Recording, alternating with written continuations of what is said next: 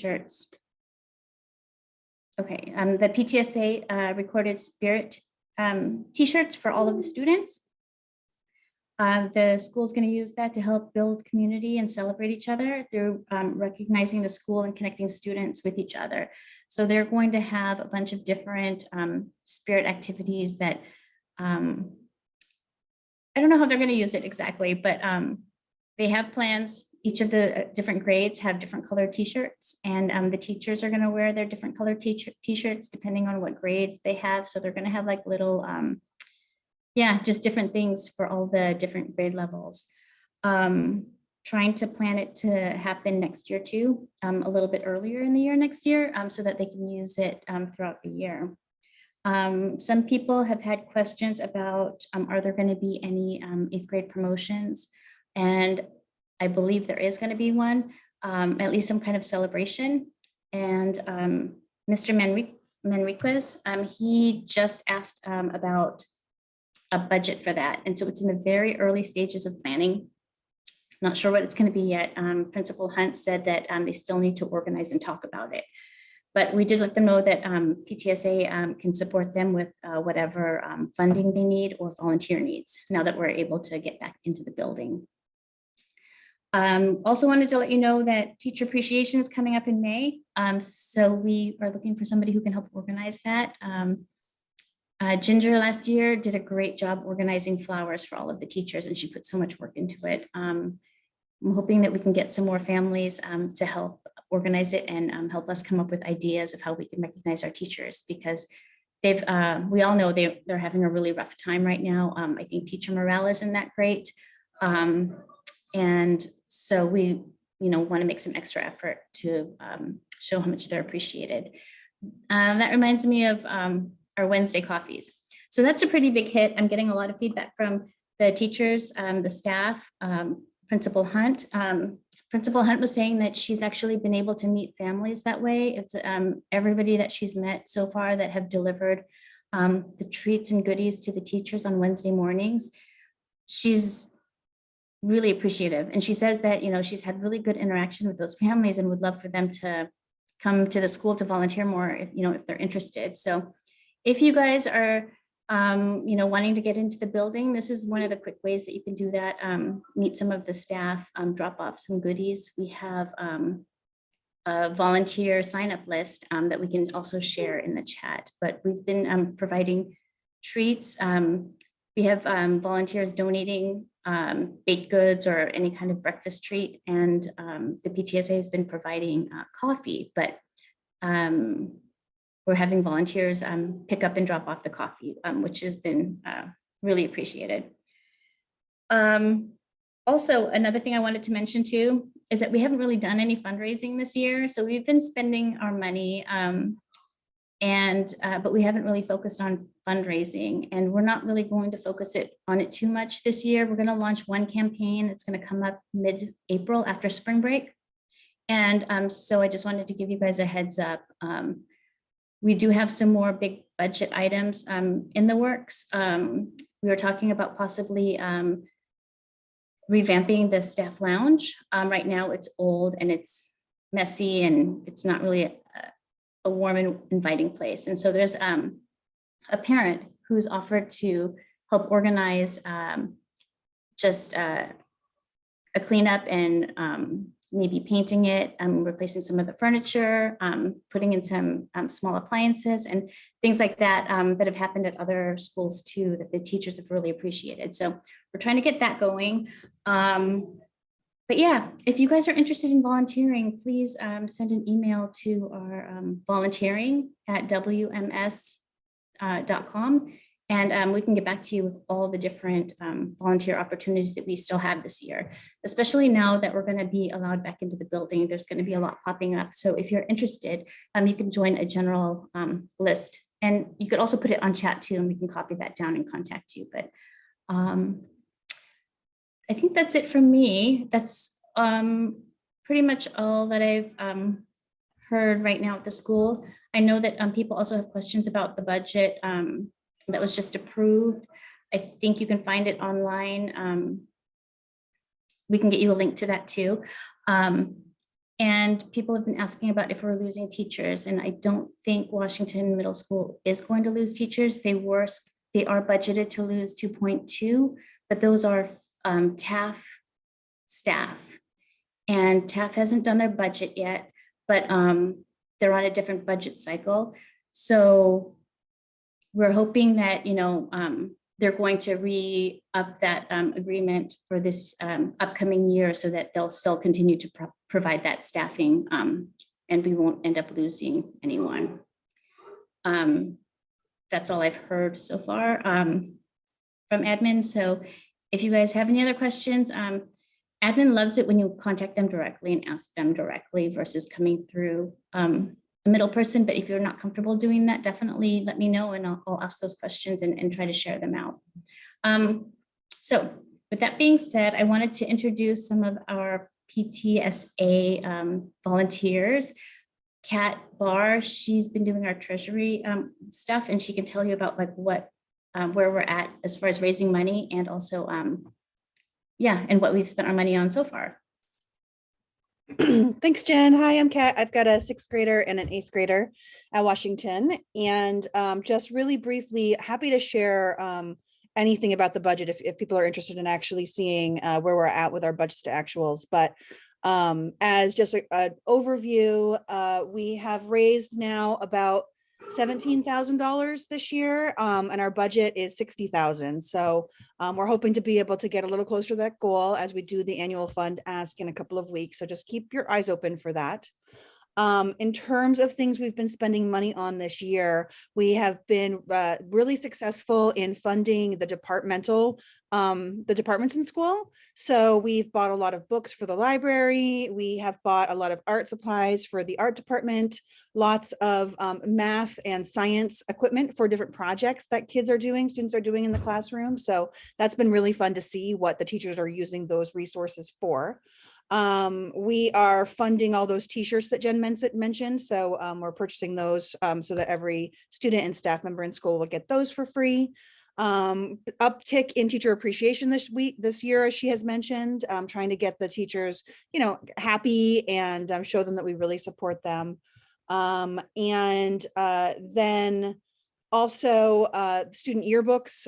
We paid for the printing of the student yearbooks, lots of stuff for the Husky Market, a variety of different things. And then also each teacher gets $300 that they can spend on whatever they would like. So we have distributed, I don't know exactly how many teachers, but a good number of teachers have used that to buy things like, whatever they need for their classroom. There really isn't a set thing that they're required to do. So those are the main areas that we're spending money on to support the school. And just really excited. The other plug I would just make is I'll be heading up or organizing a budget committee here in the next few months. So if anybody's interested in looking at where we're spending money, how we're spending it, and you're interested in kind of going through that process, it's interesting. I think it's not a heavy lift to do it, but it's interesting to see, where we're spending money as a PTSA and places where, you can have an impact in thinking about kind of where you think our values should lie and what we should fund. So I'll put my email in the chat if anybody's interested in joining. That's just like 2 or 3 meetings. It's not a huge deal. So thank you.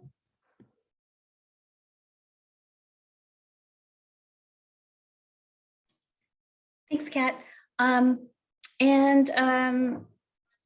Also I wanted to, I think, let me see, before we get started on, is Miss Gorham here? I just want to make sure. We're not going to get started with her yet. I just wanted to make sure that I'm here. we have everyone. Okay, hi. Hi. Okay, we'll get started with you in a minute.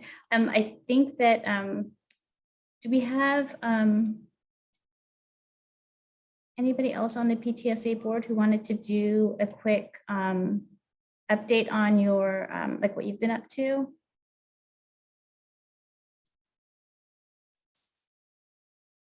Elisa, I wasn't sure if you had anything for advocacy or if you wanted to talk about the nominating committee now, or if you wanted to do that later.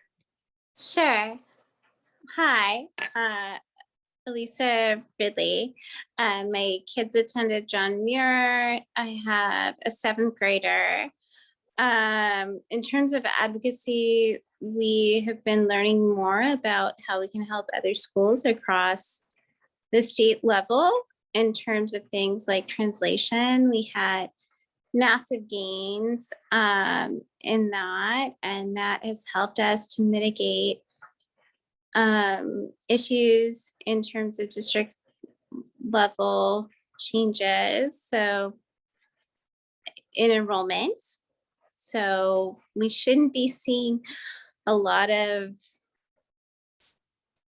differences in teachers and lack of translators that might have been seen otherwise, even though COVID has changed the landscape for SBS.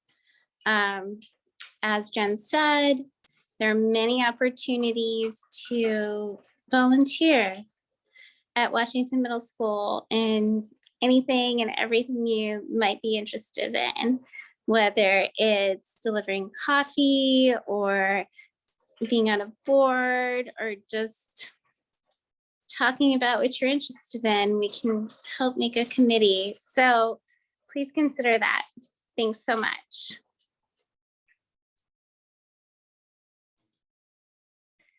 Thanks, Elisa. Okay, so let's go ahead and jump in and let's meet Ms. Gorham. She's our music director at Washington Middle School.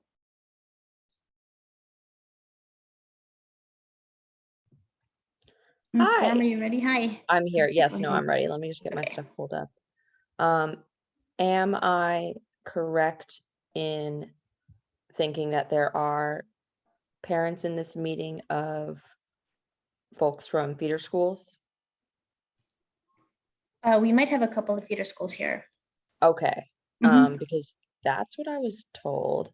Yes, we invited feeder school families. So I'm not sure how Okay. many of them are there, but we Yes. definitely invited them. Awesome. If I would just be curious to know, if you are a parent of a feeder school student, if you would be able to type in the chat what feeder school you are coming from, that would be super helpful for me in sort of tailoring this information. Thurgood Marshall, awesome. Thurgood. Hawthorne, okay. Thurgood. I know we get a few Hawthorns every year, so good to see that. All right, well, while you finish that up, Thurgood, okay, so we do have some folks on here. Great. That means there are people who this information applies to. Would it be possible to make me a co-host or something like that so that I can share my screen? Is that something that's possible? Leshai, okay, Yes, we can do that. cool. Give me a minute. That's okay. Well, that gets set up. I just have some like really basic information about our music department that we wanted to get out to you like as soon as possible. I know that things around registration for middle school are maybe not happening quite yet. I'll thank you for that access. Well, maybe not yet, but we wanted you to have this information about registering for music, even if your student is not currently involved in music. And so I'm actually hoping that we have some representation from parents whose students maybe aren't in an instrumental music program, but might be interested in trying out music when they come to middle school. And so that's the information I'll be able to share with you today. And like I said, it'll be pretty quick, and then I'll have my contact information and Mr. Stunt's contact information, who is the band director here. All right, let's see what we got here. All right, let me know when that access is granted. Curious to know of those of you who have put in the chat that you are from feeder schools, are any of your students involved in instrumental music? So the elementary instrumental music program. Ms. Gorham, you should have access. Excellent. I do now, thank you.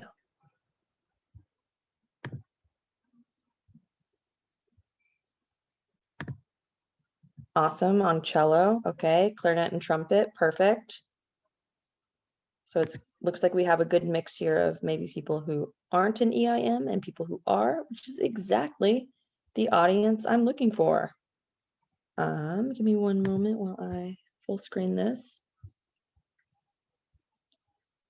All right, I cannot see the chat right now, so bear with me 1 second. I'll get through this information and then I will come back to the chat. And if there's any questions along the way, I'll get those answered to the best of my ability. So again, just a really quick rundown about what music options are available to your students when they enter middle school. We have a lot of them and we're really happy that we get to keep them around. And the reason we get to keep them around is because students enroll. So this is one of many first pitches for myself and the band director, Mike Sant. It's a lot of information, but basically it's just the basic information about the three different areas of music that we have. So we have orchestra and choir, both of which I teach, and band classes, which includes jazz band, which are taught by Mr. Sant, who is not here today, but again, I will have his information at the end of this PowerPoint. So starting with orchestra over on this side, we've got 3 leveled groups. Introductory orchestra is going to be open to anybody wanting to start or continue a stringed instrument. So this would be students who maybe were in EIM in elementary school and maybe want to start at the introductory level in middle school, or any student who literally has like 0 experience who maybe thinks that they would want to start picking up an instrument in middle school. And we always want to make sure it's super, super clear that you don't need any experience to enter either of our introductory level classes. So introductory orchestra or introductory band. So no experience required on those parts. In fact, we welcome any sort of non-experienced student in that class. Intermediate orchestra is the middle group of orchestra, and that's going to be open to anybody who has completed the introductory level group or anybody, particularly 6th graders who have 1 to 2 years of experience on their instrument. So if your student was in EIM and they felt like pretty good progress for about 1 to 2 years, and they want to join at the intermediate level, we do allow that. And so like right now in my intermediate class, it's basically a mix of all 3 grade levels. So there are 6th graders who did EIM who are in that class. And I also have 6th graders who did EIM who are in the introductory group. So again, if your student has no experience on the instrument, this is not going to be the group that they're going to want to register for. It's still going to be that first group. And then at the top level of orchestras, we have the course that's going to be listed as concert orchestra. And this course is open to anybody who has completed the intermediate level, and occasionally, sometimes a student between 6th grade and 7th grade may be able to jump from the introductory level group to here. And that's just always, they can talk to me if they feel like that's going to be the best fit for them, and we'll find the right spot for them. So those are the 3 orchestra levels. When I get to band, it's going to look similar on that front. I want to talk really quickly about choir. We have 1 group right now for choir, and the course is going to be listed as concert choir. And I don't want that to scare anybody and make anybody who doesn't have choir experience feel like they can't join the group. It's just the name of the course, but it is a group that's open to all experience levels. And even right now, I have students who are in choir for the first time, either as a 6th or 7th or 8th grader. And I have students who have been in choir all 3 years or for 2 years at the middle school level. So choir is a great option for people who aren't sure if they want to pick up an instrument, but they know they're really interested in doing music in middle school and joining that community. And then on the band side of things, it's again 3 leveled groups, starting with introductory band, and that's going to be open to anybody who wants to learn a woodwind or brass or percussion instrument. And again, there's no experience required on that front. This year, there are 2 introductory band periods. One of them, I believe, is being run as a woodwind centered class and one of them is more of a brass centered class. I don't know if that's how that's going to operate next year. But regardless, there is always going to be an introductory level band class for anybody who doesn't have experience or has really minimal experience that wants to kind of start from the basics. And then Mr. Sunt has two options for students who have completed the introductory level or have completed a couple of years on their instrument. The first of which is concert band. Again, open to anybody with experience on their instrument. They just kind of need to talk to Mr. Sunt and see if that's a good fit for them. That's going to be continuing on the sort of concert band, woodwind band, music type scene. And then jazz band, the other option, is again open to anybody who has experience on their instruments, but who want to start learning in sort of jazz styles of playing and might be interested in studying jazz, you know, maybe in high school or something. And again, both of those options are open to anybody with experience on their instrument. You just need to talk to Mr. Sunt about which one might be the best fit for you. Some quick FAQ that we get about students joining music, especially students who are going to be new to Washington. If it's at all a financial burden for your family to rent an instrument from a music store, we have school instruments that are available for loan, free of charge.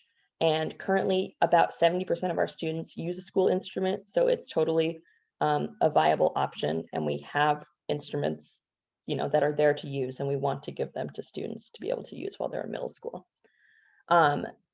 When a student signs up for music, that class is a year-long elective, as opposed to only a semester, like some of our other electives. And that's just because of the nature of a music class, preparing for concerts and other performances, and basically developing musicians that could eventually be ready for high school music if they chose. And so we look at the pathway in music as more of a year-long process or a multi-year long process than just a one semester thing like an art class or a PE class.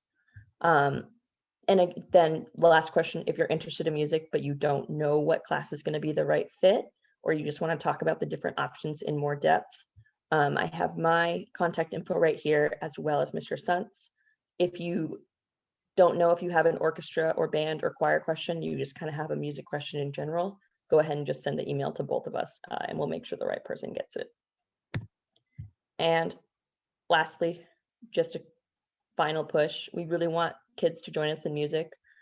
There is something for everybody, from the complete beginner to the more experienced musician. So if your student has 0 years up to, I don't know how old your kids are, 10 years, yeah, 10 or 11 years of music, they've been playing since birth, then they are also welcome in our program, and we're happy to find the best fit for you. So I'm going to leave this screen up, maybe if I can, kind of, and then I'm going to check the chat and see if anything is there. Okay, that's the chat. Okay, yes, jazz band, wonderful. Band. Oh, hi, Andrea. Wonderful. Viola, perfect. All right, so with that information, does anybody have any questions about the process of signing their kid up for music, or just the different options available?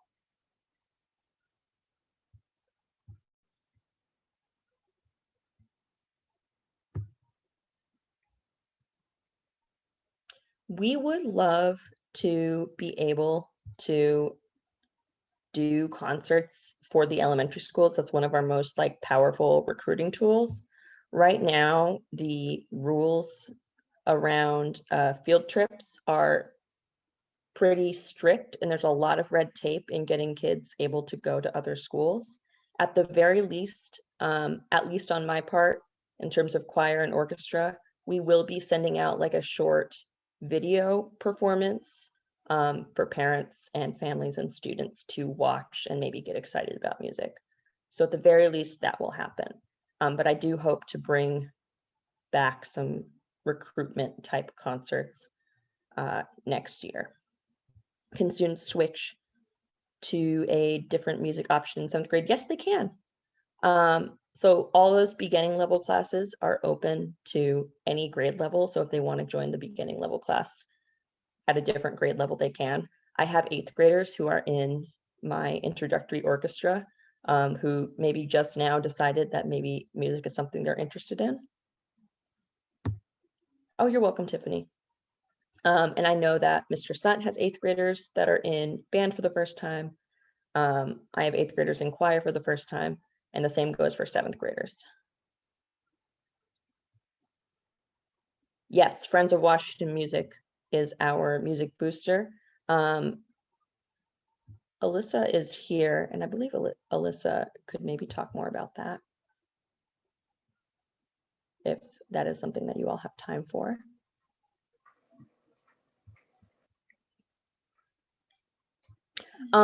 Music classes are part of the school day, so they occur wherever they are in the period for that day.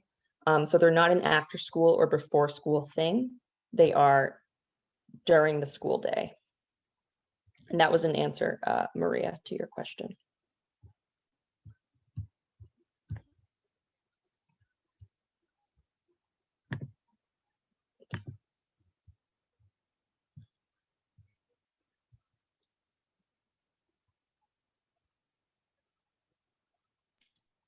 And in terms of foam info,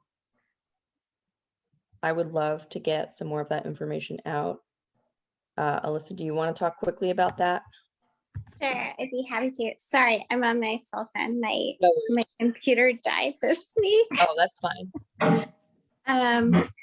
Yeah, the Friends of Washington Music Association is a lovely association that supports the Washington Orchestra, choir, and bands. We're very excited that we are going back into in-person performances, at least for band this year. I know you've had some, Hannah, but Yes, we have. We're as a getting there. parent who's We just listened to a lot of beginning trumpet. it'll be I'm great to very have that all put excited. into a concert. Yeah. Yes, I'm very excited. Although my underwhelmed middle schoolers, I think a little nervous, but we're going to help out with that. But please, we are on Facebook. We are online. If you are interested, it is FOWM. We are happy to have volunteers or give you whatever other information you would like to have. Our music programs at Washington Middle School are one of the great gifts that the school has for parents and for children. So thanks so much.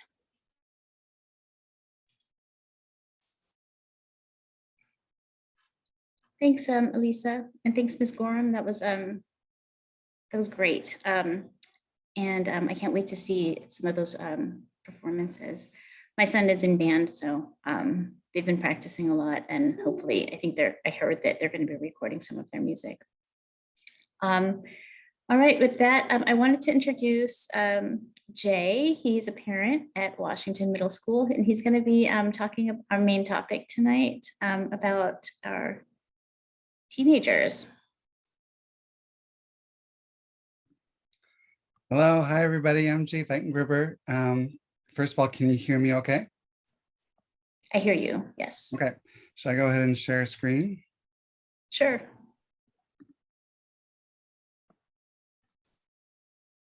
Let's see how this works. All right, can you guys see the regular slides, not the presenter view? Yes, it looks good. Okay. I'm gonna minimize the little camera so I can see my whole screen.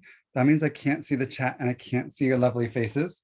So here we go. I was asked by the PTA to see if I could put together a little bit of an intro into what cognitive behavior therapy, or DBT, dialectic behavior therapy, are for you fellow heroic middle school parents like me. A couple of let's see here. Does that go to next slide? There we go. Does that show the next slide, the disclaimers now? Yes, it does. Okay, good. So a couple of disclaimers. I am not sponsored by anyone. I'm used to saying that when I teach. I usually teach this live to medical students and residents sitting in the cafeteria of Harborview Medical Center, oftentimes drawing on napkins and with lots and lots of audience participation, not on slides and certainly not on Zoom. So I'm not sure how this will go if I can't see your faces, if I can't sit on your desk. If I were to teach at the medical school, I might do that. If I can't walk around and role play with you. But we'll do our best to try to make it work. You guys can let me know, please, how it's going. Since I can't draw for you, I shamelessly stole images from the internet. So I would ask you not to disseminate this because I don't have copyright for any of the pictures on here. I practice at Harborview Medical Center and UW Hospital, but mostly at Harborview, where I've been for about 20 some years-ish. My patients in general are hospitalized patients who are really quite sick. I'm not a child psychiatrist, I'm not an adolescent psychiatrist, but I wish that all of my patients and their parents had learned these skills in middle school and high school. I wish this was a bigger part of the curriculum for our students. I volunteered to speak here not as a representative of Harborview or UW or as a physician, but really is just a fellow surviving parent who happens to think about some of this stuff maybe more than most people do. And then my final disclaimer is if we get to role play some, which I'm not sure how that'll work since I can't see your faces, or start having a discussion about some of this stuff with intense emotions, usually when I teach this, I role play Harborview patients. And so I apologize if I fall into that pattern and throw out some curse words, but most of my patients, they pass, gee whiz, gosh darn, in middle school, and their lives are much past that. So I apologize in advance. All right. Okay. So I think the first place to start maybe as I was trying to think about how to make this into slides instead of in-person talk is just to talk about what good are emotions. And I'm wondering how many of you out there wonder this on a daily basis if your teenagers have intense emotions, maybe wishing that they had less, or yourself at times, as some of us have already lost our hair in our parenting struggles. And so I want to remind us all that emotions are good, right? So emotions do a few things, and this is not a complete list, but usually when I think about it, I think number one, they provide us information, right? That sort of gut information is what they give us. So if I'm walking downtown and it's dusk or something like that, and my car's a couple blocks over there, and I'm trying to decide do I cut through here or not, like I don't really think through like, oh, like how much light is there and how many dumpsters, whatever. Like I have a gut feeling like that's okay or not okay to cut through there and safe, right? Certainly if you think back to early relationships, and if you're deciding like, should I go on a second date or should I break up with this person, right? Like it'd be sort of gross if that was all like a pros and cons sheet or something, like, right? You have a feeling about it.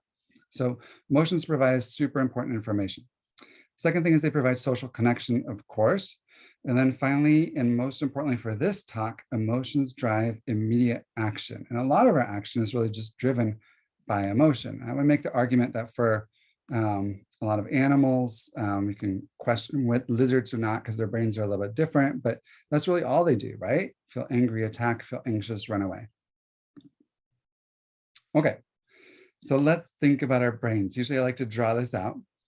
Number one down there, that's our limbic system. So this is our emotional brain. It's kind of down towards the base. Most other animals have some version of a limbic system. And so the question I always like to ask when I'm thinking about someone who I'm talking to about emotions, or thinking about myself even potentially if I'm feeling hot, is number one is how hot is their limbic system? Do they have a controlled barbecue there, right? That has a lid on it. So yeah, maybe it gets hot emotions, but they can tamp it down pretty easily. Or were they born with a raging bonfire, or maybe even a bonfire in California that's constantly at risk of just burning the whole village down? Number two is I like to ask, how good are the person's frontal lobes? So that's the part that allows us to do rational planning or to make plans. Like I want to get to D, so I got to do A and then B and then C, right? That sort of stuff. And some people have amazing frontal lobes, and other people struggle with that some. And then number 3, I like to think about how strong is this neuronal pathway, right? I drew this like blue arrow there just to make it up. Like how do they have a little hiking trail of neurons there, or do they have a 6-lane highway of nerves that goes from their frontal lobes, this part that allows us to like uniquely think like humans, down to their limbic system, their emotional brain, to really apply brakes and say chill out or tamp down that barbecue. So another way of thinking about this is for the fire down here, do they have like a little squirt gun, or do they have a giant fire hose? Okay. If people have questions, if you want to put stuff in chat, maybe, because I don't know if everybody's allowed to unmute. If you just want to put stuff in chat, then Bryn or somebody, can you pipe up and let me know? I'm happy to just go off the cuff and miss all the slides, because that's how I usually teach. Okay. So let's talk about CBT as cognitive behavior therapy. So this is one of the most evidence-based therapies for depression and for anxiety. There's also CBT for psychosis. It's done slightly different. There's CBT around substances. There's CBT around PTSD. Also, those are each slightly different. In thinking about CBT, the first part to think about is the cognitive part, right? So the idea is for everybody to come to agreement. I can't see your eyeballs to see if you're nodding your heads right now, that thoughts are behaviors. And we all need to start with that. Thoughts don't just come out of nowhere. Thoughts are behaviors. So just like I can choose to turn off my computer, I can choose to have a different thought. Behaviors are always changeable, therefore in our control. So therefore our thoughts are changeable and in our control. If you didn't grow up with this, like that might just right there might be a stretch. And again, I can't see your eyes to see who's like, I'm already like, well, this is different versus yeah, of course. And then the next part is emotions 100% of the time come from our thoughts. They don't just happen. They come from our thoughts. So I understand that people are used to saying in just sort of American language as we're talking to each other, people like to say, things like, someone pushed my buttons and therefore I punched them or something like that, right? Well, I like to say, well, my buttons are my buttons, right? And I get to choose who gets access to them. And then I get to choose how I want to think about it if people try to push my buttons. And therefore change how I think and change what I do. Okay, the second part of CBT is obviously behaviors, right? So change the way, behaviors also can change the way we feel. And it's a really basic example of like biofeedback of how behaviors change how we feel. There's like some old studies from the 1970s into early 80s of taking college students and just asking people to take a pen. I can't even see myself on camera, right? So asking people to take a pen or a pencil and stick in their teeth and pull their lips back from it. You guys are welcome to do this, camera on or camera off if you like. And doing some basic ratings about their mood, like beforehand and then after a couple of minutes of doing that. And college students will rate their mood higher after doing that. And so you ask why? Well, the concept is biofeedback, right? So when our smile muscles are activated and pulling our away from our and showing our teeth, right? Then our brain is constantly trying to figure out like a holistic view of the world to make the different puzzle pieces of information that's getting fit together into one cohesive bit, right? So our brain says, wow, my face seems like it's smiling. I must be a little bit happier. Sort of interesting. Okay, so here's our basic triangle of CBT. Jay, can I pause you for just 1 second? Yeah. Because we have 2 interpreters, I'm wondering if you could just slow down a little bit. I'm wondering if it's hard for them to get everything across.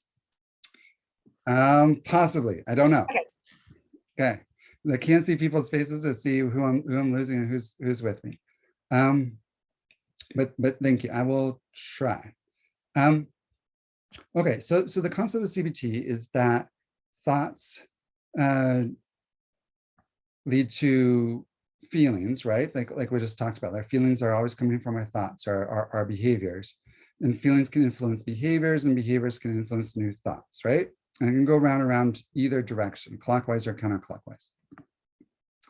So the challenge that we sometimes get into is what I call toilet bowl thinking, right? Or circling the drain, where something happens, right? That doesn't feel good. And I have a negative thought about it, right? Something didn't go well at school. And so I think, well, this stinks or this sucks, right? And so then I feel upset. When I feel upset, then maybe I do something unhelpful, right? Like I procrastinate more on the next thing I need to do, for example. And when I procrastinate more, or maybe I mouth off to the teacher or to a friend or something like that, then I have more negative thoughts, right? Of like, oh my gosh, I'm such a loser. Things were like bad and they sucked before, and now I mess things up even more. That's my negative thought. And then more upset feelings, the more unhelpful behavior, and just going round and round and circling the drain. That's our risk. Okay, this is audience participation time. If everybody can grab a piece of paper for yourself, if you have it, or just grab a pen and paper if you prefer to draw. Usually when I teach this, I give my students or residents a piece of paper. I ask them to fold it in half and fold it in half again and fold it in half again. So that when you unfold it in landscape mode, you will have 8 little boxes. If you want to just draw your 8 boxes, that is totally fine.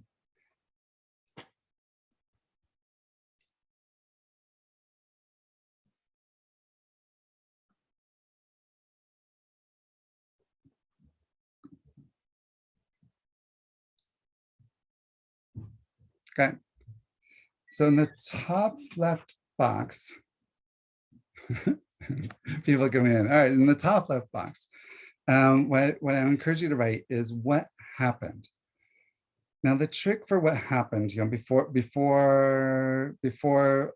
whatever led to whatever, is to just put just the facts, right? And so if something happened at school, for example, the idea is not, well, Susie said this to me and she was thinking that, or she was feeling that. It's like, no, just Susie said this, as matter of factly as possible. Okay. To really like think is what I'm writing here 100% true. Okay. That's hard by itself. That whatever happened then leads to our automatic thought. And so when we're thinking about automatic thoughts, I want to encourage you to think about like your kid when they were 4.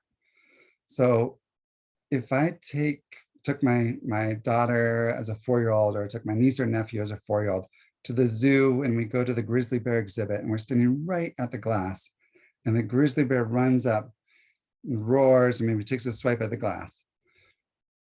A 4-year-old would have an automatic thought of, it's going to eat me, or something like that, right? Okay. I think we're all used to probably filtering our thoughts a bunch. So I want to encourage you to think like, what was that automatic thought, which then drove my emotion, how I felt. Now, for a lot of us, labeling our emotions might be hard. And so back in the day, I used to have these big posters and printouts of just emoticons, and I would take them to patients and say, well, point at one. Is it this one or is it that one? Nowadays, everybody just gets out their phone and takes a look and says, well, it's that one. But if you didn't have a parent when you were growing up who every time you had a tantrum or had a bad day, like sat down with you and said, oh gosh, you're feeling sad, or you're feeling frustrated, or you're feeling anxious, those might feel like synonyms to you or feel the same, instead of feeling quite different. And so having the emoticons, if a person can't come up with the right word and they're not sure, it's fine just to draw a picture here. And then emotion leads to an action, right? So let's take the little 4-year-old who, our child that we take to the zoo. So the grizzly bear runs up. That's what happened, right? Automatic thought, the grizzly bear is going to eat me. The emotion is I feel scared, maybe terrified, maybe anxious. And the action, what does that 4-year-old do? This is usually where I have audience participation. I'll just jump in. So the 4-year-old would probably start to run away, maybe hide behind mom or dad's leg or whoever's taking them to the zoo, maybe scream, and then maybe not want to go back, right? Now, sometimes the action is actually another thought. Remember that circling the drain that we were talking about before? That might be the actual behavior. It's just another thought, which then leads to another emotion, which leads to another thought. Okay. So the thing to ask ourselves when we're doing this is that action useful in this situation, right? So more often than not, the answer is yes, in which case we're done. Yay, great. We can just validate ourselves and say, good job. Okay, something happened, we thought about it, we had a thought, we felt this way, and we did something about it. That was pretty useful, good. If the answer is no, that's where CBT comes in. And so that's what we're going to work on. So that's where we would want to go down to the next line. So if we decide that that action is not useful, that came from the feeling, that came from the thought that we had about whatever happened, we want to remind ourselves, thoughts are behaviors. Behaviors are changeable. I can change my thoughts. Always, always, always. All right, so then the challenging part comes in. How do I change my thoughts? So number one, always validate thoughts first. This is really, really important to do. To say to myself, it is understandable to think this way, right? And when I'm working with patients, or if I'm talking to someone else, and on a good day as a parent, when I'm talking to my daughter, I would like to hope that I try to remind myself back that slide. I won't go all the way back, but the slide of the brain, right? And just remember, like, if someone has a hot emotional brain here, however good their frontal lobes are here, however strong this pathway is to apply brakes, if I had that same sort of brain, and if I had had the same things reinforced for me over the years and punished for me over the years, the same experiences, would I be thinking the same way? Absolutely, 100% yes. So people's feelings and thoughts are always valid. They're always understandable.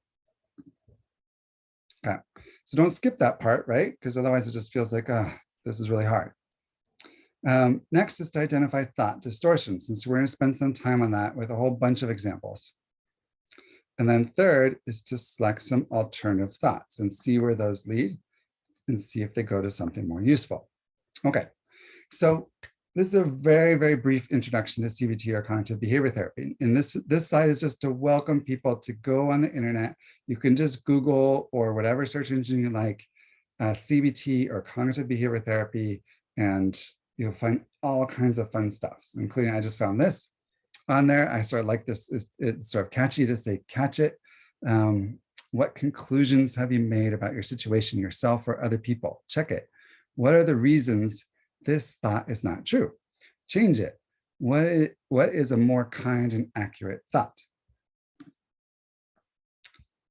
So let's talk about some pitfalls.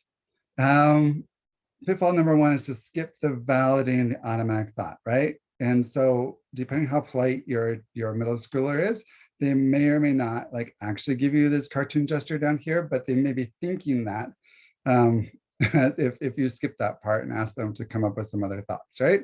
So always validate that what they felt and how they first thought about it is understandable.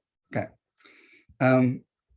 Next pitfall is just picking a topic that when our brain is just too hot at the moment, right? So we want to practice doing this on barbecue sorts of heat topics, not when our house is totally on fire. Otherwise it feels overwhelming, or it feels invalidating no matter how much we try to validate ourselves. And then third is when we start to have negative thoughts about our negative thoughts. So we just beat ourselves up, right? So something happened, I thought this and I felt that way, and then I did this. Oh my gosh, I'm such an idiot about it. And then I feel more negative, and just round and round. We have negative thoughts about our negative thoughts, about our negative thoughts, etc. I love this book. This is a children's book. So if you try to read this to your middle schoolers, they might be like, oh my gosh, what are you doing? But I love it. So this is Dr. Amen or Dr. Amen. I actually don't know how he pronounces his name. Does a great job of this. Captain Snout and the superpower questions. He says, don't let ants steal your happiness. So ants, as he describes them, are automatic negative thoughts. And he goes through one by one, a list of maybe 10 different styles of ants, and has this question kind of throughout that the kids in the book are constantly asking. Is that true? Are you sure it's 100% true? Whatever automatic thought that you're having. Okay. So let's go through a bunch of examples of thought distortions or automatic negative thoughts. And again, you can Google these and come up with all kinds of fun charts like this. This is just to show you that you can just go online and search CBT thought distortions or CBT and automatic negative thoughts and find all these examples and more. And then that'll help you to sort of get used to thinking through your own thoughts better. I'll give you some examples that I found, and they overlap quite a bit. So I found, I think, about 10 of them that have some nice pictures to show you. Okay, so one might be all or nothing thinking. Again, I can't see all your faces, which makes this really hard. Normally, I would ask you guys to come up with examples, but on Zoom, I don't think that'll work. So one example might be someone who's used to being a good student might say, I didn't get an A, I'm a failure, right? It's just all or nothing. Another example of a thought distortion might be emotional reasoning, right? Assuming that because we feel a certain way, that whatever we think must be true, right? So you got this picture here with the, about pizza, that's just silly, right? So lots of examples for this. So come up with your own, or look at your loved ones if you want, about something that happened just yesterday. Something might be like this, right? I feel like a bad parent. I'm sure I'm not the only one who's felt that way. Therefore, I must be a bad parent. Well, maybe, right? But maybe not. Or I feel anxious. Everyone must be judging me. So this is where we have follow the feeling sort of logic. Another one might be jumping to conclusions. So imagining we know what others are thinking or predicting the future. Those are really sort of two different things, right? So this is sort of fortune telling or mind reading. So if you want to think up examples again, I can't see all your faces, but I encourage you, if you have other people in the room, to go ahead and try to maybe have a laugh about something that happened this last week. So it might be something like, they frowned at me, they're mad at me, right? Well, maybe they just frowned because they have a headache or something, right? Okay. Or the teacher gave me some tough feedback. They don't like me, they're going to fail me. Okay. Labeling, assign labels to ourselves or to other people. And I think we do this both ways quite a bit, like, hello, my name is stupid. So it might be all kinds of stuff, right? This I'm sure you guys could come up with hundreds in just a few minutes if we had an actual audience, like a colony. Could be just, I suck at math. I would still call that a label. I'm dumb, or she's just a bitch, things like that, right? Of being upset about something, most commonly, and then labeling that person or ourselves. It might be something like magnification, catastrophizing, or minimization, right? You see the mountain and the molehill here. So blowing things out of proportion or inappropriately shrinking something to make it seem less important. Some examples, again, I encourage you to come up with your own. I did a bad job on this test. I'm going to fail my middle school. That'd be like blowing something up, catastrophizing, right? I did a good job on this test, but I'm still going to fail. Right? Like just not taking the evidence that's there. Another example might be mental filters. So it starts to overlap with some of these others. The idea is not to get too like obsessive compulsive. Is it this one or is it that one? That doesn't matter, right? It's either you find that the thought led to a feeling, led to an action that's useful or not. And we just always come back to function, not like, oh, it has to be labeled a certain way.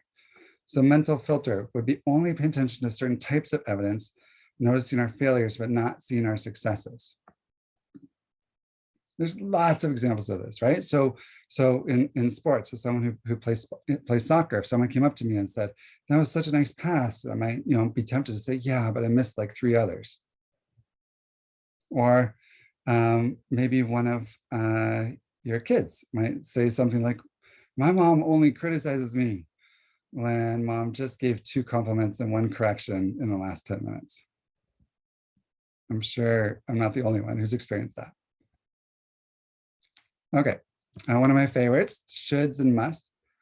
So using critical words like should, must, or ought can often make us feel guilty or feel like we have already failed or like we're falling behind. When we apply shoulds to other people, then we just constantly feel frustrated, right? So I actually use this phrase with patients quite a bit, that we don't want to should all over ourselves. And to get them to make it stick for themselves a little bit. So again, try to come up with your own examples as we're thinking through this. So some might be things like, I should get to spend time on my phone whenever I want. Or I should eat healthy. which is a really different thought than I want to eat healthy. It makes us feel really different. Or they should have complimented me on my outfit after I put so much time into getting ready in the morning.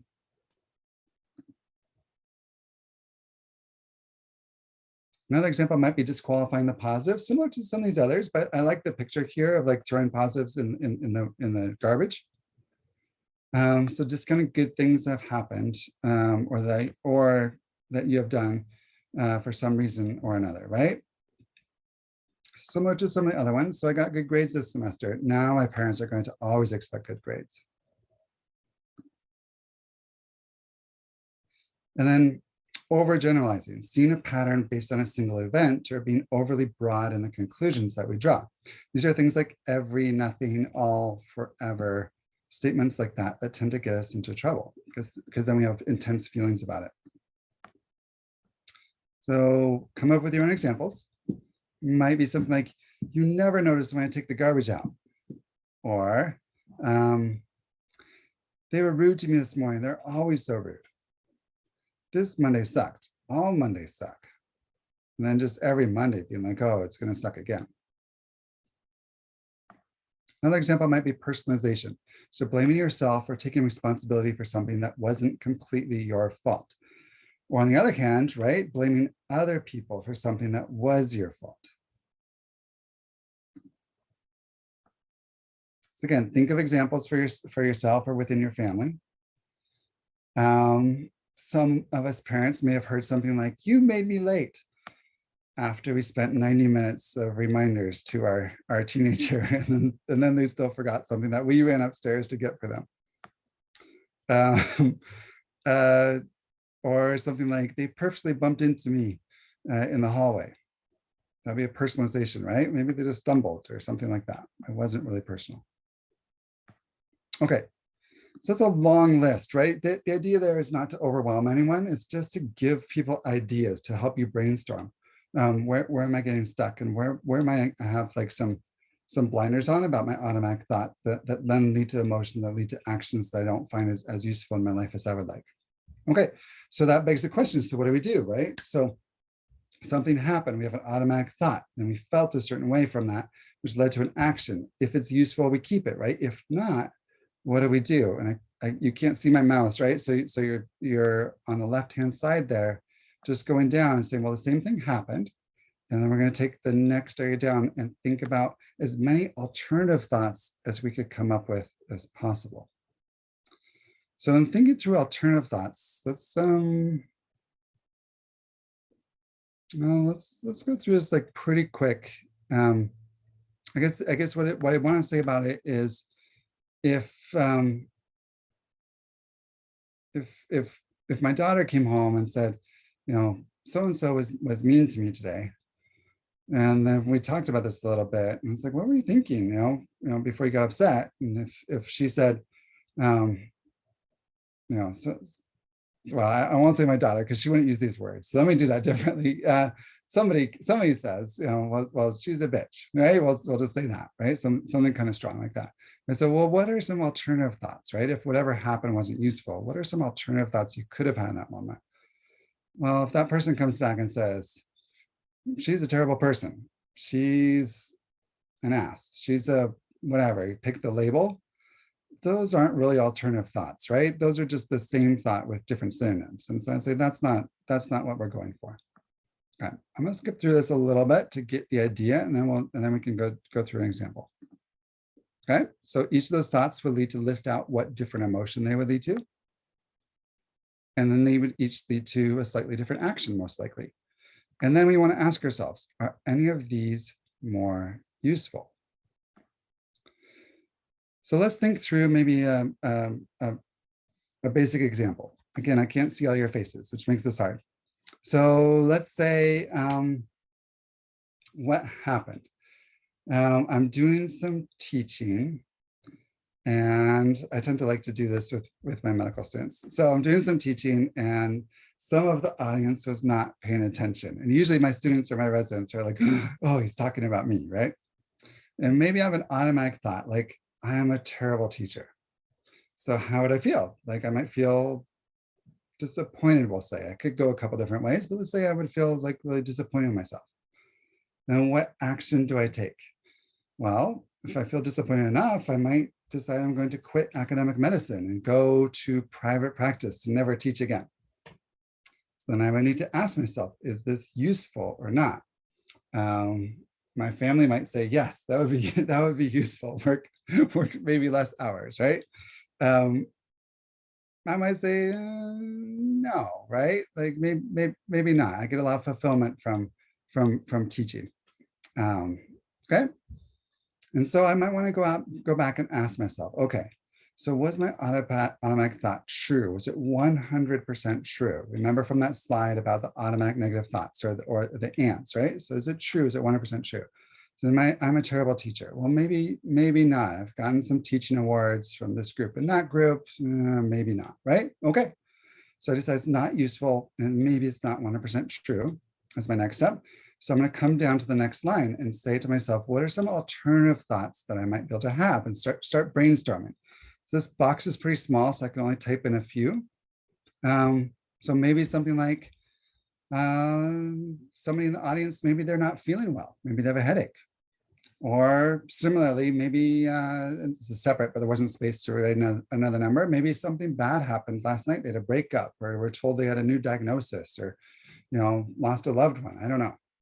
Okay. Maybe I taught this last week and I just didn't realize that some of my audience was the same. Or maybe I might have a thought like, students these days are so entitled and they just need to be entertained all the time, instead of like the old school of you get your lecture and you just take it however you get it. So each of these would lead to different emotions, right? So if it's the number one, if they're not feeling well, or similarly, maybe something bad happened in life, I might feel concerned. And if I felt concerned, let's just follow this across. Like, what action will that lead to? Well, that might lead me to like want to stop teaching and check in. How are things going, right? If I had the thought of like, oh, I taught this last week and some of my audience was still the same as my students and residents rotate so much, I might feel a little embarrassment. That I totally forgot who was in that group, right? And so then I would just want to apologize for forgetting. Or maybe my automatic thought is, or my alternative thought, excuse me, is like, students are actually really entitled and want a lot of entertainment in their teaching these days. And I might feel frustrated with that. And maybe my action would be to set a boundary to only teach smaller groups in the future, or something like that, something that's more fulfilling for me. I threw that one in on purpose, that this doesn't have to be all like rainbows and unicorns for these alternative thoughts, right? Like the last one was still kind of negative, right? Maybe pretty judgmental, maybe pretty like sounding like an old person, but it might still lead to something useful for myself if that like boundary that I set leads to more fulfillment within my career. Okay. So then I get to pick, are any of these actions in that final box there more useful? If yes, well, hey, let's keep that alternative thought and let's focus on that. Remember, thoughts are behaviors. I can substitute my behavior whenever I want. Okay. One more piece I want to say about thoughts before we move on. We don't always have to do what our thoughts say, right? Like, take a moment just to help this idea stick, right? That thoughts are behaviors and we're going to change them, because you're used to doing this all the time. And so if you haven't if you didn't have parents who taught you some of this growing up, like just because they taught it, and this is new to you, like I'd like to have you picture for a moment, what would the world be like? What would our society be like if everyone always did what follows from every single one of their thoughts? It's kind of terrifying, right? Like there'd be like violence and sex everywhere from if everybody did every one of their thoughts, right? So I like to remind my patients of that. And usually they have a little chuckle as they feel a little bit grossed out for a second of how horrible that would be. And then they're like, okay, yeah, maybe I can do this, right? I already do it all the time.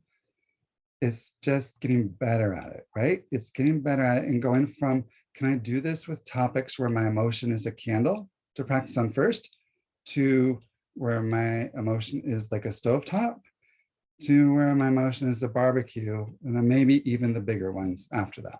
but it's just practice, practice, practice. And I tell people all the time, it's just like 10,000 reps, like anything else. If I want to go shoot free throws in basketball, I got to go to the gym by myself and just go shoot and shoot and shoot by myself to have a slight hope that I can hit that free throw with a game on the line with people cheering, right? Same thing with this, right? Go practice, practice, practice around things I have less emotional intensity about. So you have a hope of being able to be effective in doing these skills when there's something I feel more hot about. And there you go. That is CBT in however long we spent, half an hour or something. Okay. I would normally say let's ask questions. Are there questions in the chat if anybody can speak up or anything like that?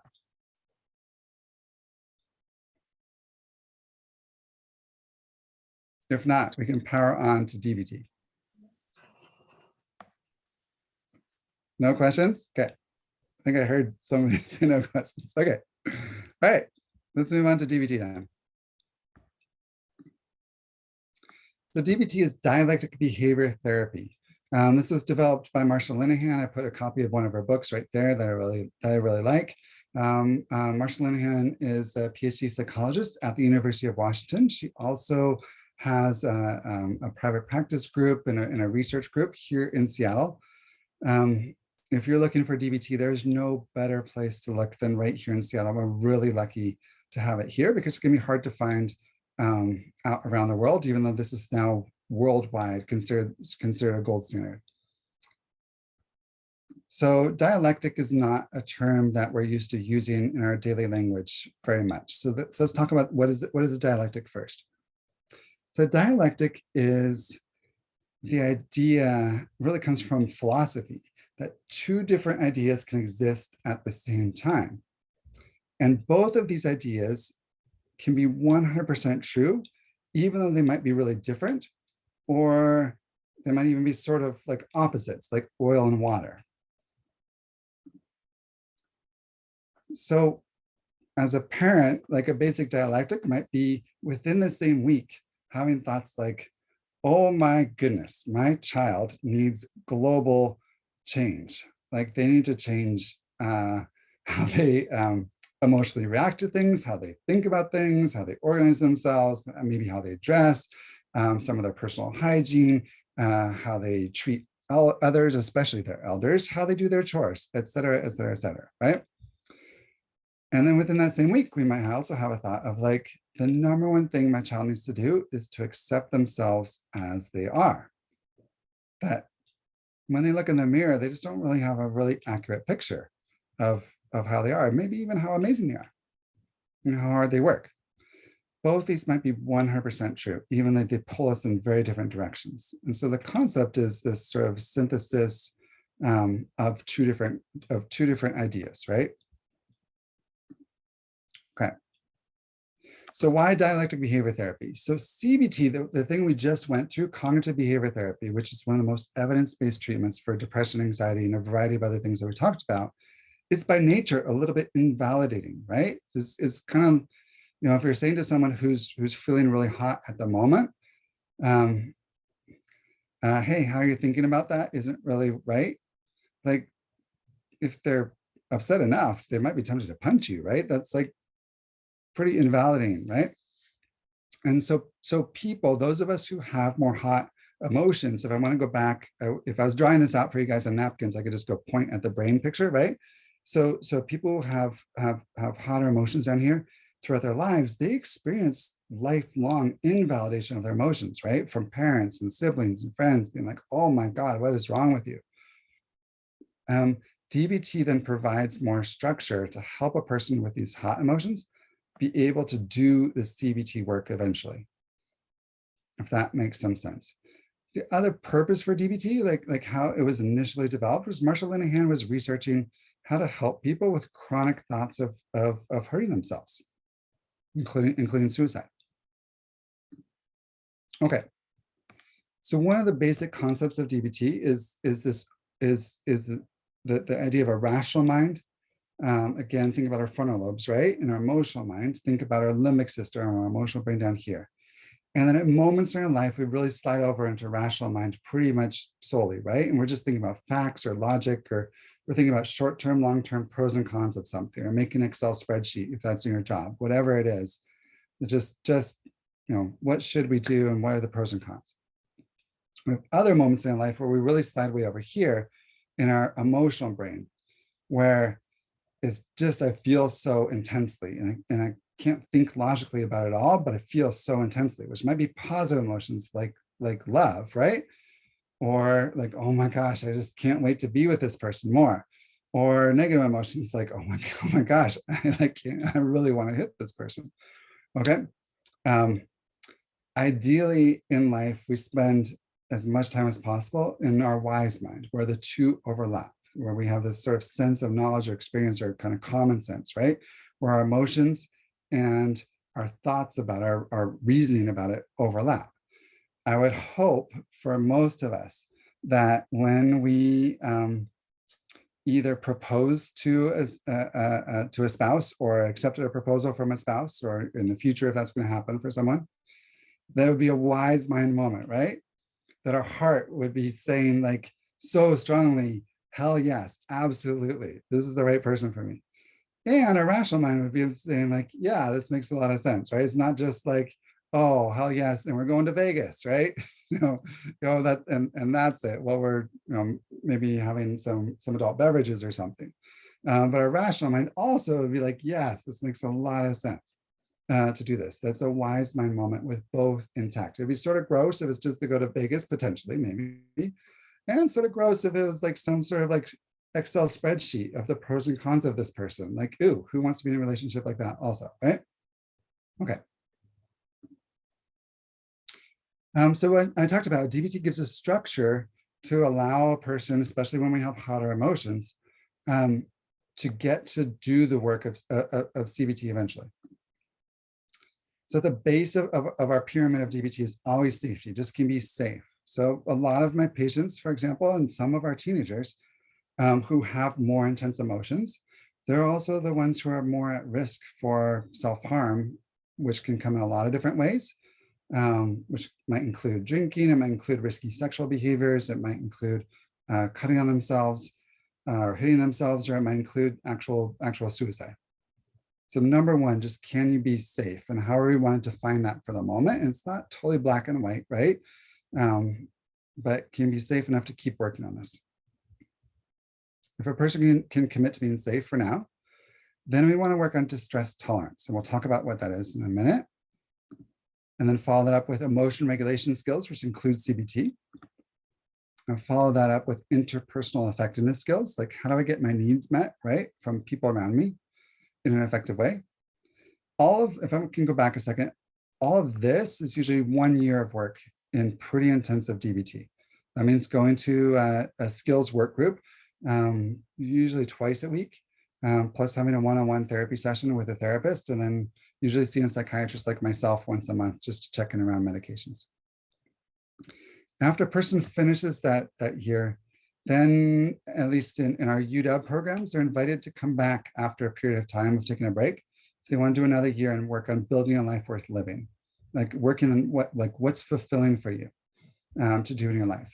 The challenge for a lot of my patients, and maybe for if any of you have a teenager who starts to struggle with suicidal thoughts, they might come back and say, well, I'm not going to commit to being safe, the thing at the bottom of the pyramid, unless my life is already worth living and fulfilling. And so sometimes I have to say well, look, you got some work to do, and I'll just draw this out for them, right? To get there. You got to keep the horse in front of the cart, so to speak. Okay. These arrows, the glue that holds all of this together is mindfulness. And then we can talk very briefly about what that is. Okay, so let's do that first. So mindfulness is really the core of a lot of this. And so the concept of mindfulness is, can we focus our mind on what we want to and let go of other stuff? That's always coming in. And most of us in Western culture are really bad at this. As an example, when I drove into work this morning to the hospital, it's a little embarrassing to say, I don't remember half the stoplights that I went through. Actually, probably 3/4. Because I was thinking about my patients and thinking about the meetings that I had and thinking about what else that I need to do, and some of the teaching that I want to do with my students who are in their last week of working with me this week. That's kind of scary, right? That I was not very mindful while I was driving. Okay, so mindfulness is the ability to just focus on one thing at a time at its base. We can get more complicated about it. When I'm teaching mindfulness skills, I like to think about it again, go back to, well, I have to go back a lot. If you go back to this, right, the rational brain and emotional brain, depending on which side of that you're on, that'll tell you which skill to use for mindfulness. So if I'm way over an emotional brain, and maybe I'm having hot emotions, whether positive or negative, then I probably want to engage what we call the describe skill. I really want to use words as much as possible, maybe journal and write paragraphs. It'd be creepy if I just wrote the same sentence over and over again, right? Like Jack Nicholson in The Shining. To like use words to describe, you know, what's going on for myself. If on the other hand, I'm like over here in rational brain, then I want to use the observe skill. I think this is what most of us in Western culture like think about doing for mindfulness a whole lot more, where I want to really calm the words in my brain and just be there. Usually when I teach this, I say like, sometimes it feels to me a little bit like I have one of those little toy monkeys, you know, the wind-up toys with the symbols, like just like the symbols are going and like, well, what about this? And what about that? And then if I do this, then I could do that. And if I do this, then I could do that. But then what if that happens? If that happens, and I just kind of want to be like, good Lord, shut up, right? When I teach people skills about falling asleep, largely what I'm teaching is a mindfulness observe skill. You just observe your breath or observe your breathing. Observe how your body feels lying like its weight or its gravity in the bed. And shut up the little monkey with the symbols that's thinking about, and then tomorrow I should do this, and tomorrow I should do that. And what about this? And this person said this thing to me or didn't say that thing to me. Stop all that and just be. Use the observe skill. Okay. We're going quick here. Usually each one of these would be a big lecture, but we'll see if we can do each one in one slide. So distress tolerance skills, so a little taster of this. When I talk about distress tolerance, what I like to talk about is that there's no urge or intense emotion that's infinite, right? They always pass, they always come down.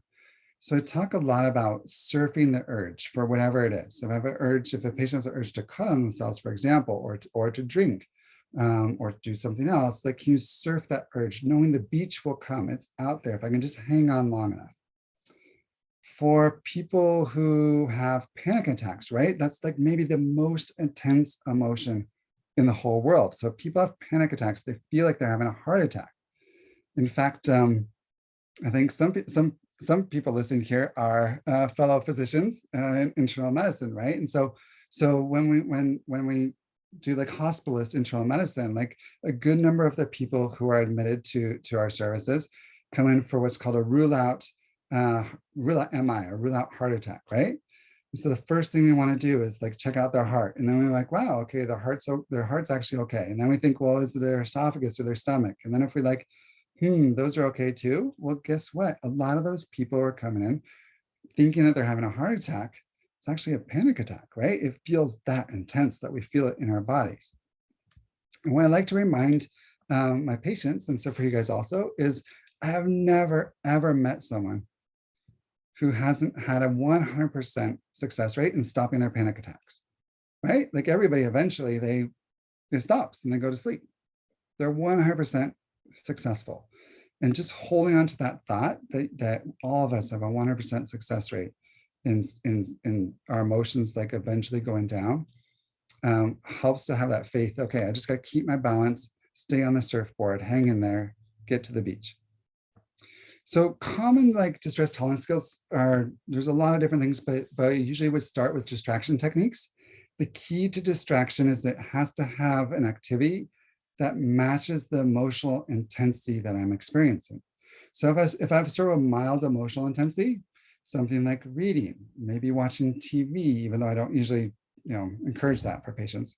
Maybe cleaning, that would be something super nice, right? Or cooking. That would be enough to distract me from my emotion that I'm feeling right now. If it's something like a little bit more intense, my emotion, well, maybe exercise, right? Maybe intense exercise. It's hard to hold on to your same emotion after doing 50 burpees. If you want to challenge your 6th, 7th, or 8th graders to try. they can go for it, do their 50 burpees and see if they're still equally upset with you afterwards. If it's a really intense emotion, something so hot, again, this is that bonfire in California is just going to burn the whole village down, then something like holding ice. And so I would love to do this with you guys. I'm tempted to like turn the slides off and have all of you go grab some ice and do this with me. So maybe afterwards you could do this with your kids. Just go grab some ice cubes. If you have small ice cubes, grab a couple. So you have a full like fistful of ice cubes. Go over the sink and squeeze them as hard as you can. And then like see how that feels for a little while. And it's quite intense, right? For my patients who do things like cutting on themselves or stuff like that, like I try to like remind people, some people be like, oh my gosh, that's so whatever, and usually some judgmental statement. I just try to remind myself, my students and others that they're experiencing emotions that are so intense that they need something equally intense to distract themselves from that intensity of emotion. And if you're someone born with like an emotional brain down here that's just not that hot, then we have to do some work, some empathy work to like wrap our heads around what would that be like, right? What is that like for that person to have emotions that hot? Okay, moving on. We'll see if we can do one slide for each thing as fast as we can. So emotion regulation skills. This includes CBT, as we talked about. That was the first half hour-ish that we were talking. And it would also include things like opposite action for emotion regulation. So I'll see if I can try to explain that in just a couple of slides. Okay, so opposite action for emotion regulation. I want to just like burn that phrase in for a second. So the idea is all emotions drive action, right? We talked about that when we talked about CBT, right? Kind of like gears, right? So when this gear turns, then this gear turns.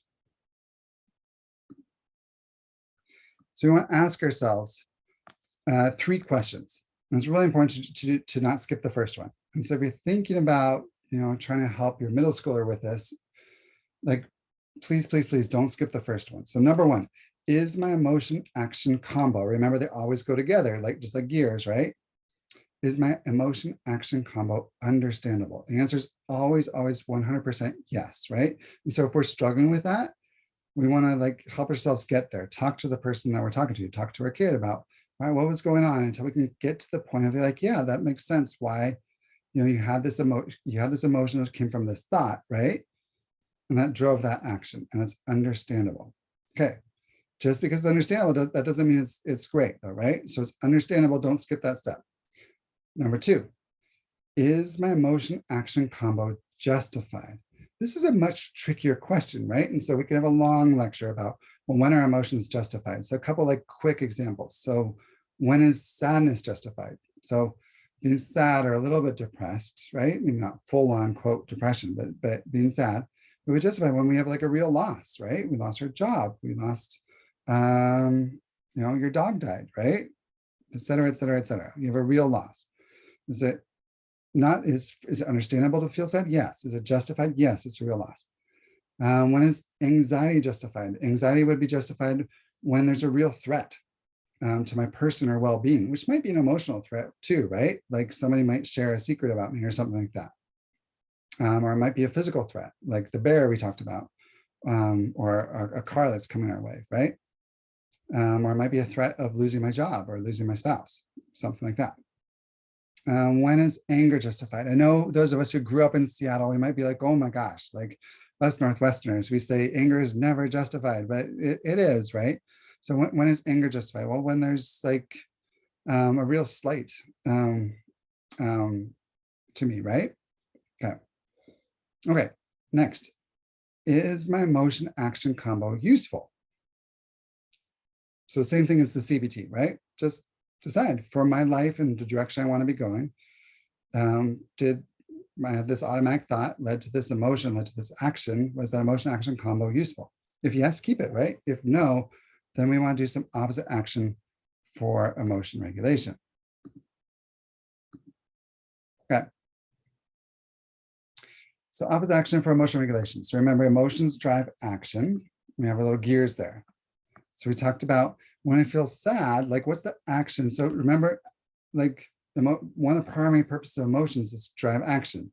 So usually I would list these separately as I'm drawing this out for people on paper or on a whiteboard, but I'll just throw them all out there. So if I feel sad, my natural tendency is going to want to be to isolate and withdraw, right? Maybe some Netflix, but the phone rings, I'm tempted to pick it up or maybe even not pick it up. If I feel anxious, then I want to naturally like run away and then avoid that thing again in the future. If I feel shame, right, then I want to hide, right? Pretend it didn't happen. Hopefully nobody notices. Or if I feel anger, I want to attack, right? Which is maybe verbally or emotionally in a way, or maybe physically. Or maybe it's like talking behind somebody's back and getting them back, you know, that coworker or whatever. Okay, so if I decide that my emotion action combo is understandable, but either isn't justified or isn't useful, I want to do opposite action, right? So what's the opposite of isolation and withdrawing? It would be to get active, right? To just do it. It doesn't matter what you do, just get going. The evidence base for people with depression, just behavior activation. Just one thing, right? Like, what can I do with the next 5 minutes for myself or someone else? It's a mantra I'll oftentimes teach. Just the next 5 minutes, chunk it down. Something is however small you need to make it. Maybe it's 30 seconds. I don't care, whatever it is. If you can make it, you know, a day, great. But if you're too overwhelmed, 15 minutes, 10 minutes, 5 minutes. Just get active, do something, doesn't matter what. If I decide that I'm feeling anxious, I want to run away and avoid, if I decide that's not justified or it's not useful, well, then gradually just do it, right? So if somebody in the audience here, I wish I could see your faces or you could raise your hands, has like a fear of snakes, we'll say, right? And we'll say, is it understandable? Yes, absolutely. Okay. Is it justified? Well, maybe a little bit if you lived in like Australia or something, but here in Seattle, not really. Some of you who have this fear might be like, yes, it is. No, but it's still understandable, right? But probably not justified. We don't really have poisonous snakes here in Seattle, right? And is it useful? You might say, well, maybe, you know, not, especially if you have a garden or something, you're afraid to go out there because you saw a gardener snake one day in your garden. Okay, so what would you do? So you would gradually do it if you decided that you want to change this. Again, if you decide you want to change this, not a have to. You get to decide, do you want to change this fear of snakes?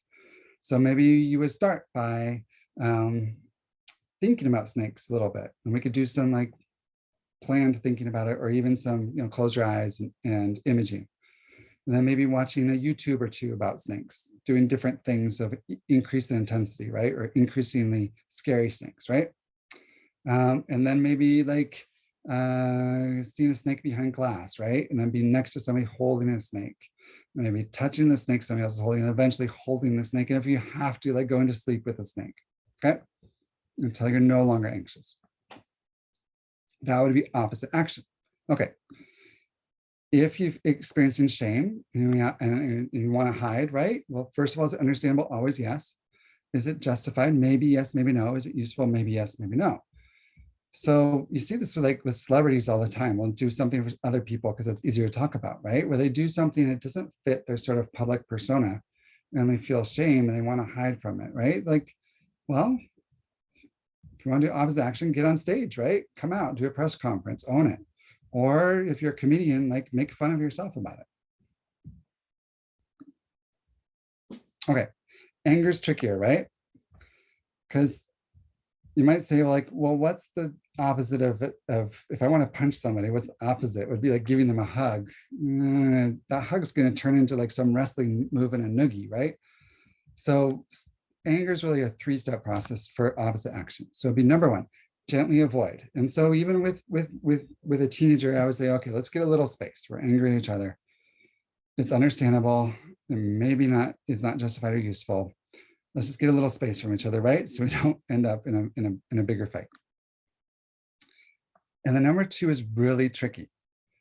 If I decide that my anger is not justified or not useful, and I want to fix it for myself, right? Not to get back at you, but I want to fix it for myself. So I decided within my marriage, this marriage is really important to me. I want to hold on to it and I want to let go of whatever is upsetting me. I want to do, and key is want to, not should, not have to, but want to do some small act of kindness for my spouse. Or maybe for my kid, if I'm angry at my kid. Small act of kindness. This is not really to do it for them. I'm doing it for me to help myself calm down. Now, this has so many pitfalls, right? So let's say I'm upset with my daughter, and then I see that she left her dishes out yet again. I go into the kitchen, so I start washing her dishes for her, but I'm doing it angry. And I'm maybe smacking them around really loudly so she can hear me from upstairs. And I'm thinking to myself, she owes me for what happened earlier, and now she owes me double for doing her dishes for her too. That didn't help me with my anger, right? I'm doing a small act of kindness for her to help myself calm down, because that's where I want to be in the relationship. Okay. And then step 3 is empathy. So empathy is always the antidote for anger. Always, always, always. So just a brief moment. This could be a whole hour talk, but a brief moment. I like to teach that sympathy is asking myself, how would I feel in the other person's shoes? That might be really different from what I describe as empathy, which is how does that person feel in their shoes? Which might be totally different than how I would feel. And if I can get myself there, go back to think about their brain, how hot's their limbic system, how good are their frontal lobes, how strong is that pathway to apply brakes to their hot emotions, right? What have they gone through in their life that's been reinforced and punished over time, and what experiences do they have, or traumas, or whatever it was? And if I can get myself there to really wrap my head around what it's like for them, I can't be angry anymore. Empathy definitely works with anger on a personal level. It works even like on a national level, right? If you think about going to war and bombings in another country, it'd be hard to get excited about that if you had lived there for a while and really knew the people there, for example. Empathy is always the antidote for anger. Again, we have to decide, do we want to do that? If you go tell your teenager, hey, you need to gently avoid me for a little bit and then do some small thing that's nice for me because you're mad at me, and then empathize with me, the parent, whew, if they don't want to, they're not going to, and it's going to just make a mess. Okay, interpersonal effectiveness skills. So I teach this as dear ma'am, describe, express, assert, reinforce, stay mindful, appear confident, and negotiate. So let's go through each of those briefly. Well, I love teaching interpersonal effectiveness skills because so a lot of people who have relatively hotter emotions, and they're just born that way, because they have hot emotions, they get told by society and other people like, oh, you're so manipulative, you're such a manipulator, right? Because there's hot emotions, they tend to get their way sometimes with anger or things like that, or guilt tripping people. And so I love getting to go to those people and then say, guess what? I'm going to teach you to be a better manipulator, because that's what's called interpersonal effectiveness, right? Like being a really good manipulator means you get your needs met and everybody around you is actually happy. And then we just call it something different. So describe. So number one, just like with CBT, describe the situation, just the facts, right? Not the person was thinking this or feeling this, just the facts. And then express how you feel, right? Let me see if I can come up with an example off the top of my head. Okay, so my daughter left the dishes out again. I don't know if she's listening or not. Okay, so then I might say, I feel disappointed and sort of not appreciated. Assert what I want. I would like for you to do your dishes always before you leave the room, and reinforce the consequences, both positive and negative, right? If you're able to do that, our house will be cleaner, and you will have more time to do other things because I don't have to come yell at you to come put your dishes away. If this has been going long enough, and furthermore, you get to keep your phone or whatever it is, right? Okay. Stay mindful, keep the goal in mind and don't get distracted, right? So my daughter then might be like, but what about this thing? And you left that thing out and you did this, you did that. My job is to stay mindful, right? And like just focus on the dishes, not get upset about this other thing or that other thing, because I'm feeling upset at the moment, right? Stay confident, right? Hold my ground, okay? Especially things like work, right? And then if need, negotiate. So let's say my daughter says, no, I can't do it that way. Well, then I get to listen and, try to be cooperative or be fair or figure out like, well, what would still work and negotiate with her. Dear man, if that helps. I do teach this to my daughter. I put it up on a whiteboard for her, but then I jokingly tell her she gets to practice on her mom and not practice on me because it works too well. There we go. Okay. That was about as fast and with slides that I can maybe go through the very, very basics. So like a little taster, like at Costco, when you get the little taster, you can decide if you want to buy the whole pack, right? That sits in your fridge for 6 months of CBT and DBT. I'll say this again. All of my colleagues and I feel really strongly that we wish that this was something that was just taught as much as foreign language, as much as math or anything else throughout middle school and high school. The evidence base for it helping people not just to reduce future mental illness, but to help them in their careers and in their families, and to avoid traumas, to decrease drug and alcohol risk, decrease sexually transmitted infections, et cetera, et cetera, et cetera, is overwhelming. So if this is stuff that interests you, I would encourage you to just hop on Google and start educating yourself. There's tons of stuff out there. And then above and beyond that, I want to encourage you to, number one, talk to your children about safety and about suicide. Safety including drugs and alcohol, and staying safe from sexually transmitted infections, and particularly about suicide. And a lot of people I know in our society worry that if I talk about suicide or ask about suicide, I'll increase the risk. And the evidence base is very clear, no, the opposite, that opens up the conversation. Number two, if you have concerns for your child, like I would recommend go to your pediatrician, just put a call in tomorrow morning and say, hey, can I get a referral for mental health stuff? I know there's also a school nurse, there's school counselors. Go get help. There's lots of help out there.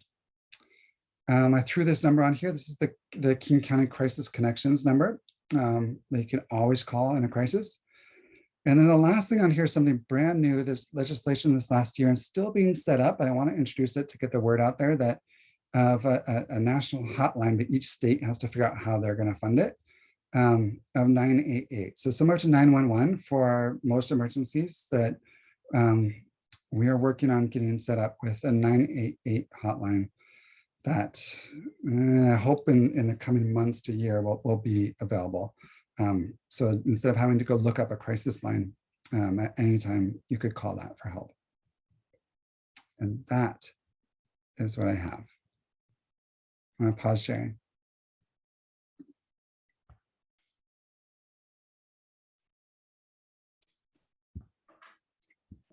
Thanks, Jay. Does anybody have any questions for him?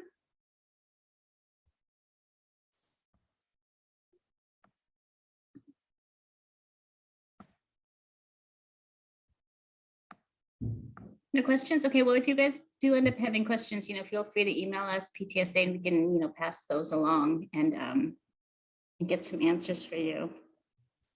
I see Andrea put in a comment about how she wished some of this stuff would be incorporated into the curriculum for advisory. Is there any way that the PTSA has any way to provide that feedback to the advisory team? Yeah, definitely. And, this is also something too, since we're recording it, we're going to share. I was going to ask Jay if we could have the slide deck too, so that we can share that information out. But yeah, I mean, that's definitely something that they could, add to their curriculum. So. Can I follow up with that? Uh-huh. I actually told Cliff a long time ago that Lake Washington Girls Middle School teaches this mind, body, voice class to their middle schoolers. And they have like this psychologist teaching the girls how their brains regulate or not. And they have a whole curriculum. They used to publish it on their website, but I always thought it would be great for advisory. But obviously they have resources to be able to hire like a clinical psychologist. But some of their curriculum might be something to share. Also, Jay, I was wondering if there's something in developmentally about kids blaming parents for when they actually do something, because it seems like I totally resonated with that. But just this idea of like, you know, they do something that they say, you just made me do this. Like, is that something just happens all through our lives, or is this something like developmentally? Again, I'm not a child psychiatrist, but yes and yes. You know, I think we all do it, right? And we get hopefully more sophisticated as we get a little bit older about it. But you know, for our kids, totally normal. And you think about like our role in our kids' lives, like we're giants in their lives, right? So there's a whole lot more to blame. Thank you.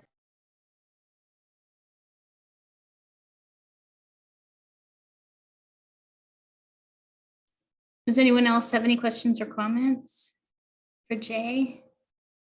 No? Okay.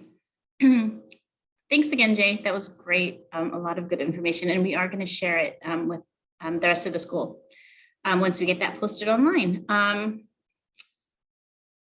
think I need to send this to Bryn next to approve the minutes from the last meeting.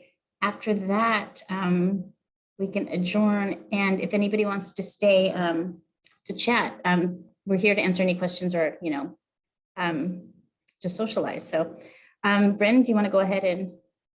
Yeah, great. Thanks, Jen. I posted the link to the minutes for November.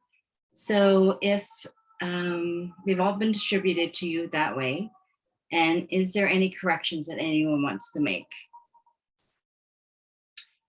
And if there are no corrections, then they are approved as distributed, and they're also available on the PTSA website.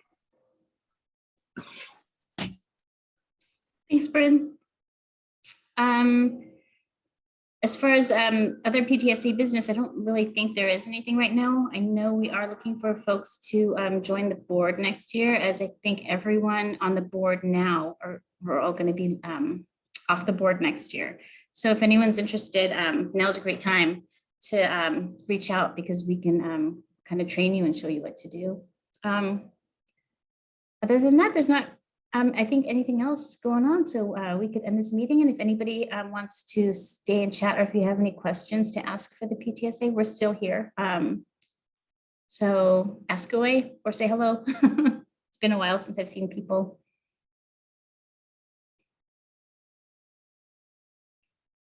Bye, Andrea.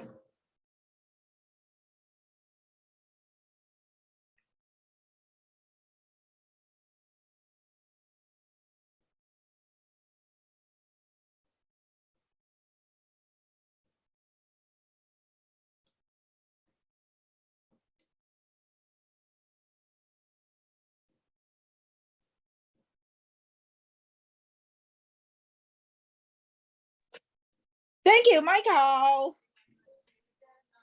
Thanks, Comments? Michael. Bye.